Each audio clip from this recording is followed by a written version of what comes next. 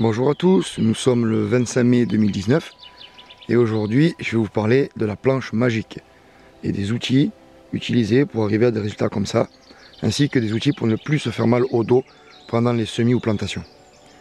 Donc comme vous le voyez, ce que j'appelle la planche magique, c'est l'association bénéfique du radis et de la carotte. Le radis, comme vous le voyez ici, est prêt pour les récoltes. D'ailleurs j'ai commencé à en prendre un petit peu de partout, donc ça fait de beaux radis qui poussent en général en un mois et demi, ou pour aller jusqu'à 2 mois avant qu'il monte en graines. Celui-ci prend de la place dans le sol et une fois qu'il est retiré, laisse donc une terre souple et aérée pour bien sûr la croissance de la carotte. Entre les rangs, comme vous pouvez le voir, j'ai planté également des petits pois ou des haricots, ça dépend. Ceux-ci sont donc fixateurs d'azote, ils nourrissent le plant de légumes pendant toute sa croissance. Ça permettra aussi une petite récolte entre deux, dès que celui-ci aura fait ses fleurs et ses fruits. Donc pour arriver à un résultat aussi propre et aussi dense que ça, on peut très bien le faire à la main. Mais la planche faisant 2 mètres de large sur 4,50 m de long, ça fait quand même assez mal au dos. Alors déjà, en premier lieu, pour arriver à un résultat comme ça, je ne l'ai pas mis simplement dans la terre. Parce que ici, j'ai une terre qui est très lourde, remplie d'argile.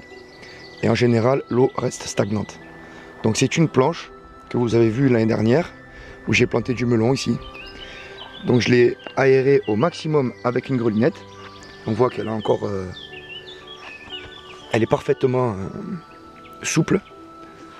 Ensuite, j'ai incorporé pendant l'hiver une fumure. Et avant de semer donc mes légumes, j'ai encore greliné tout ça pour donner un maximum de profondeur et d'aération, pour que les légumes racines puissent plonger. C'est là le secret bien sûr pour avoir de jolies carottes et de jolis radis. Il leur faut de la profondeur, un petit peu de sable et une légère fumure. Une exposition au soleil est préférable. Cette planche là a grandi en 1 mois, car si vous remontez les vidéos, vous verrez il y a 1 mois, nous l'avons planté ensemble.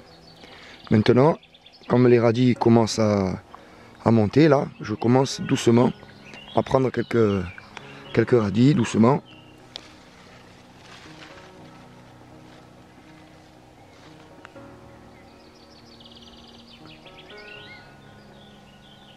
Donc il faut faire attention à ne pas se faire envahir par les adventices. Donc une forte canopée au sol décourage les mauvaises herbes. Ainsi comme vous le voyez, la pousse des carottes est favorisée, ainsi que celle des radis et des petits pois.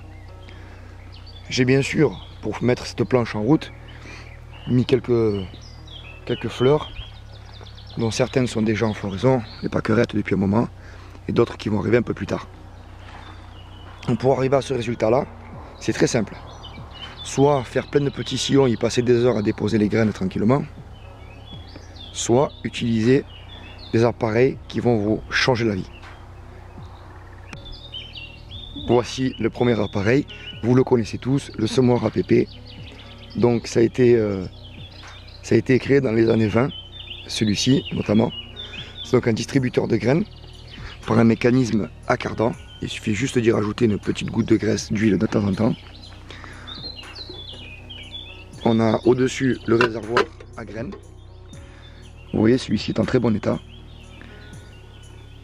Les graines sont donc happées par la motricité de la roue. Et on peut régler la distance de l'écoulement des graines via une petite poignée ici, très ingénieux. L'avantage de cet appareil-là, en plus de faire des rangs bien droits et semer à équidistance, il va donc créer un sillon,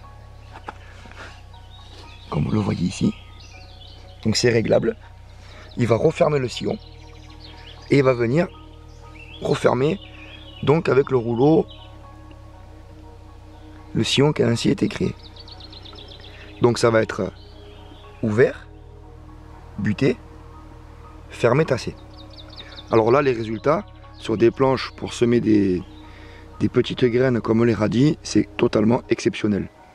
Celui-ci a l'air en piteux état, mais en réalité il est en excellent état. Je le garde dans sa couleur d'origine vintage. Et hélas, étant des produits en fonte d'un autre temps, La fonte a toujours tendance à se piquer de rouille, mais c'est pas pour autant qu'il est endommagé. Donc là, il m'a déjà fait des centaines de mètres de rang, bien droit, bien dense, et c'est juste génial pour ne pas avoir à se baisser. Il fait tout en un. Ensuite, pour créer la planche que vous venez de voir, avec les radis ainsi que les carottes, c'est ça. Comme vous pouvez le voir ici, c'est un semoir en ligne 5 rangs. Les graines seront distribuées pareillement par la force motrice des roues. Celui-ci est d'une conception beaucoup plus simple. Les roues se mettent à tourner. Les roues se mettent à tourner. Et vous voyez au fond, il y a un disque. Je ne sais pas si on le voit bien sur la vidéo. Je vais essayer de me mettre dans l'axe. Voilà. Donc vous voyez, au fond, vous avez un rouleau avec des trous. Donc il y a 5 rouleaux. Et ces rouleaux sont interchangeables en fonction du gabarit de la graine, du plus petit au plus gros. Il existe actuellement 5 tailles de rouleaux et des rouleaux vierges où l'on peut venir faire soi-même des trous. Je dispose de ces rouleaux là, mais je ne les utilise pas car ce gabarit là me convient bien pour faire toutes les graines dont j'ai besoin de semer au potager. Vous voyez, la roue avance. Donc là, en l'occurrence, je la fais fonctionner à l'envers, mais bon. La graine qui est mise là-dedans, donc ça fait des petits paquets de graines que vous mettez. La roue avance, elle tombe dans un trou. Le peigne ensuite vient en sélectionner qu'une seule par trou. Et la graine se retrouve de l'autre côté. Ici. Donc ça crée les sillons. Et la graine tombe. Donc juste après ça, j'y passe un coup de rouleau à gazon pour venir tasser derrière. Et les rangs sont bien denses, bien droits. Et il ne manque aucune graine, il n'y a pas de trou. Très utile pour ne pas avoir à se baisser et surtout ne pas faire de trous dans les planches. Comme vous avez pu le voir là-haut, les trous qui sont présents actuellement, ce sont simplement les premières récoltes de radis. Donc là, un appareil comme celui-ci va coûter approximativement entre 70 et 100 euros, selon le fournisseur et selon le nombre de rouleaux qui est fourni avec l'appareil. Donc il est d'une simplicité absolue, mais il n'en est pas pour autant fragile. Je m'en suis servi déjà plusieurs fois, comme vous le voyez, il est encore à l'état de neuf. Donc après, il suffit simplement d'y ajouter un manche. Je vais vous expliquer dans une autre vidéo comment je fabrique mes manches. Pour en revenir sur celui-ci, vous ne le trouverez plus du tout à la vente à neuf. Il en existe des modèles dérivés qui coûtent plusieurs centaines d'euros. Celui-ci, je l'ai simplement trouvé sur le bon coin. J'ai dû le payer une cinquantaine d'euros. Parfois, ils sont moins chers.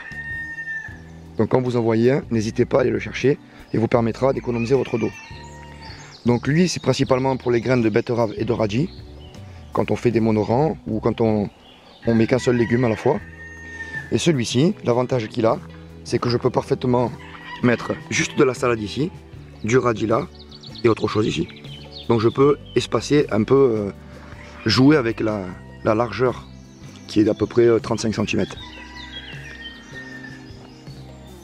Donc ça, c'est pour les semoirs à graines.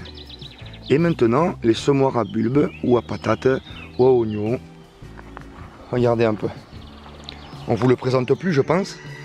Beaucoup d'entre vous le connaissent déjà. Donc celui-ci m'a coûté 45 euros, 49 euros. Il a déjà servi depuis la saison dernière. Comme vous le voyez, c'est pas plus simple qu'un tube en fer avec une poignée qu'on va venir actionner pour ouvrir en fait le bas. Donc on plante l'appareil dans la terre, on met le légume dedans, on appuie, il crée son trou et il le rebouche ensuite quand on ressort. On peut le planter à différentes profondeurs. Il permet également de mettre les maïs, les haricots, toutes les graines qui sont un peu plus grosses, les petites mottes ainsi que les grosses mottes. Donc les pommes de terre c'est pareil, il suffit juste de la balancer dedans avec le germe en haut. Et voilà, un kit complet pour s'économiser beaucoup de temps, mais surtout ne plus se faire mal au dos. Donc je tenais à les présenter pour savoir à peu près quels étaient les outils utilisés ici. C'est un petit investissement, mais qui dans le temps dure. Bon, je pense pas que ces deux appareils-là durent, comme lui, plusieurs décennies, mais néanmoins, ils ont déjà fait leur preuve puisqu'ils sont utilisés ici et que pour le moment, j'ai pas eu de soucis avec. Donc attention toutefois aux planteurs de bulbes, Ce n'est pas non plus de conception extrêmement solide. N'allez pas le taper dans de la terre qui n'est pas travaillée. De la terre comme ça, là, c'est impossible de planter là-dedans. Hein. C'est trop dur. Il faut une terre souple et bien aérée. Et de préférence profonde. Donc voilà ce qu'on peut faire avec ces appareils. J'ai cette année planté toutes mes patates, tous mes rangs de patates, de pommes de terre, avec, on l'appelle le bazooka. Ça ressemble à un bazooka, donc comme ça au moins. Donc c'est un transplantoir à bulbe. Et là la marque c'est donc Fertinature, et je crois qu'on le trouve dans tous les magasins de jardinerie ainsi qu'à Leclerc. Celui-ci se trouve chez Gamme Vert et autres boutiques associées. Le problème c'est le tarif, il est vendu à plus de 120 €. Donc moi je l'ai fait venir par internet. Et j'ai été livré sous une semaine, donc j'ai pas eu de soucis particuliers. Maintenant, le gros inconvénient de cet appareil-là, c'est qu'on est obligé d'utiliser un rouleau. Donc c'est encore l'achat. Bon, un rouleau, vous le regardez sur le bon coin, ça se vend une quinzaine, une vingtaine d'euros, on arrive à trouver. Donc moi j'ai pris un rouleau de 40 kg. Comme ça je peux, il est très large, comme ça je peux couvrir de larges zones. Voilà, si cette vidéo vous a plu, n'hésitez pas à vous abonner. Si vous avez des questions, posez-les, j'y répondrai avec grand plaisir.